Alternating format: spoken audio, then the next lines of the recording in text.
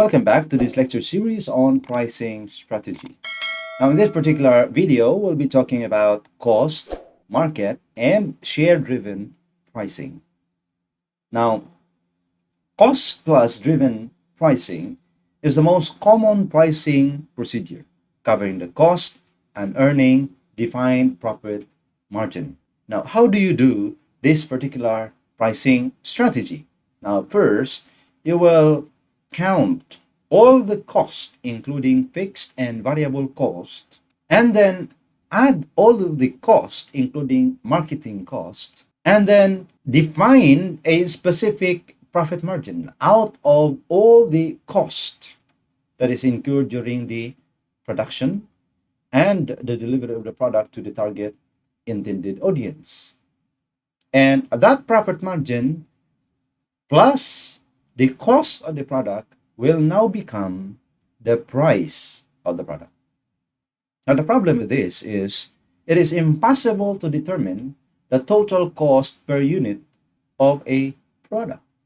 Why? Because of the changes in prices of raw materials.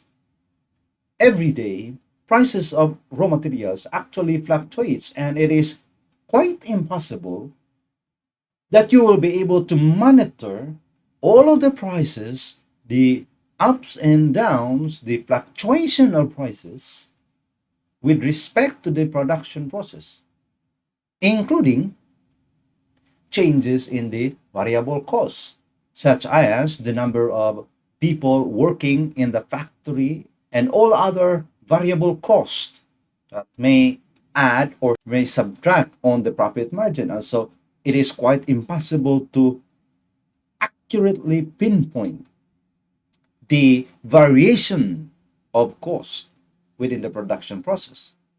And fixed costs, which are costs incurred by the company for acquiring machineries and robots and other fixed materials that is used in the production process, may pump the prices up, which will return into reduced sales and eventually reduced profit. Cost plus driven pricing is a simple strategy, yet a very risky one, because you might not know that along the way, prices of raw materials go up, and pricing it too low would result into deterioration of your financial condition. Next is we have what we call as a customer-driven pricing. Now, because of thinking about the failures of cost pricing, experts, including financial managers in different companies, adapts the concept of customer-driven pricing.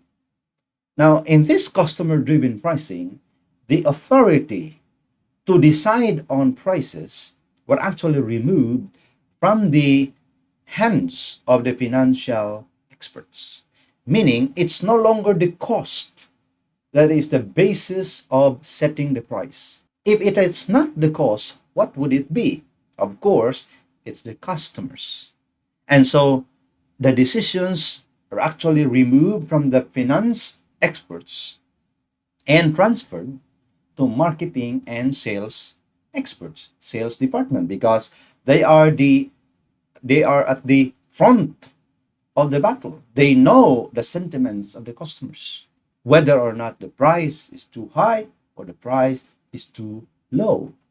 And so because they know that, pricing is now determined by the sales department and the marketing department.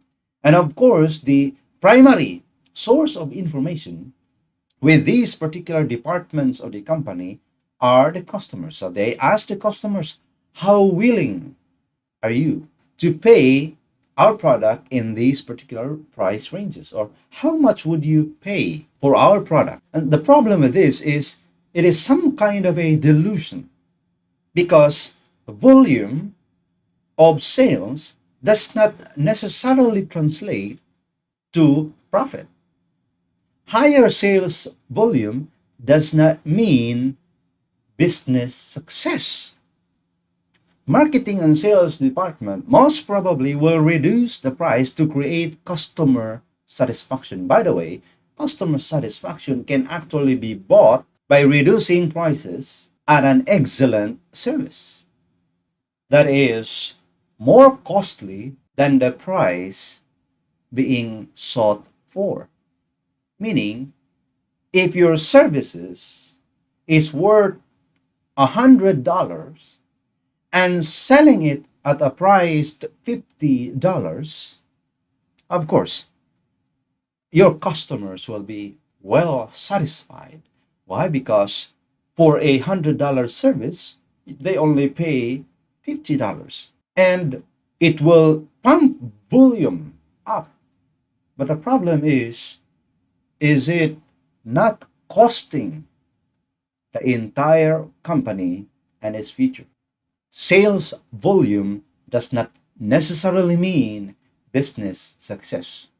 Low volume does not necessarily mean business failure, because if you price higher and it is the perception of the customers that the price at that particular level is equal to the value it perceived on a particular product, then it's totally fine. Even if there is lesser volume, but the profit margin is ensured, then the company can propel forward. Customer driven pricing at some point is a good to hear perspective, but not at all good, because at some point it could potentially destroy the financial well-being and the capacity of your company to propel forward. Next is what we call as share-driven pricing. Now, this is a pricing principle, a strategy that is dictated by market competitiveness, finding the balance between getting the market share and making or taking profit. Strategically uses trade-offs between price and volume to maximize profit, because high volume does not necessarily mean profit. Now, here is an example. Now, consider that you are a manufacturer of phones, cell phones. Now, at price $1,000, you will get 30% of the market share. In a population of 100, you will get 30 customers, which is in effect $30,000 in revenue, or a profit, a net profit of $24,000. Now, if you transfer the pricing decisions towards the concept of satisfying the target customers, you will price that particular phone half of the share-driven pricing strategy, and that is $500 in this particular example. And then you will get, of course, because there is a reduced price, you will get a wider share of the market. You will get 50%, let us just say, for example, of the market share. Now, in the same population of 100, you will get 50 customers, which of course is translated to $25,000 in revenue, or a profit of $15,000. You need 80% of the market share to match the first pricing procedure when price is reduced at 50%. Meaning, there has to be a balance, because it doesn't mean that you produce more, it would return higher profit. Sometimes, if customers value your product on a higher level than other brands in a particular market scenario, you can price it well. And so in the example that we have here, I would rather choose selling the phone that we manufacture at priced $1,000 and get only 30% of the market share, while getting 24,000 net profit. And then selling our phone with $500 per unit and getting 50% of the entire market share, but only translating the net profit of $15,000. In this particular scenario, I am up by around $9,000. And so share-driven pricing plays a very important role in strategically defining the correct price of the product being offered to the market. Now, there are three principles of strategic pricing: value-based pricing, profit-driven pricing, and proactive pricing. Now, value-based pricing is simply a pricing principle that sets the prices based on the value of the product as perceived by the customers. When a product is valued less by the customers, prices should reflect that reduced value. However, even in instances that some of the customers value it less for whatever reason they may have, as long as it does not represent significantly the customers, and many of the customers who are still left continues to value the product at the same level, then prices will stay as it is. Next is proactive pricing. This pricing principle is an anticipatory strategy which reacts based on the dynamics of the market, which may include the threats of recession or threats of new and aggressive entrants. When there are new entrants and the customer looks for lowered product prices, the company may offer reduced price option and loyalty pricing. Next is profit-driven pricing. And by the way, if you see a QR code displayed in your screen, you can scan on that QR code and then you will be redirected to a website of which is the source of our discussion in this particular slide. Now, in profit-oriented pricing, price per product is set higher than the total cost of producing and selling each of the product to ensure that the company makes a profit on each sale. The benefit of profit-oriented pricing is obvious. The company is guaranteed a profit on every sale.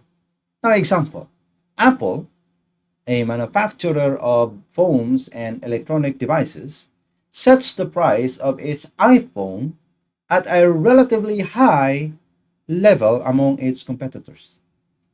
But the company is guaranteed to have a profit at every sales, which in turn is invested to ensure that similar service is experienced to those that are willing to pay at this level of price. Now, if you look at the reality, the profit-driven pricing actually pushed Apple into the highest pedestal and in fact valued as the most expensive company in the world. What's a good thing about Apple is that it has a significant chunk of the market share and then pricing it at a luxurious level. And so pricing strategy indeed makes a difference in the real world. Thank you for watching. See you in the next video.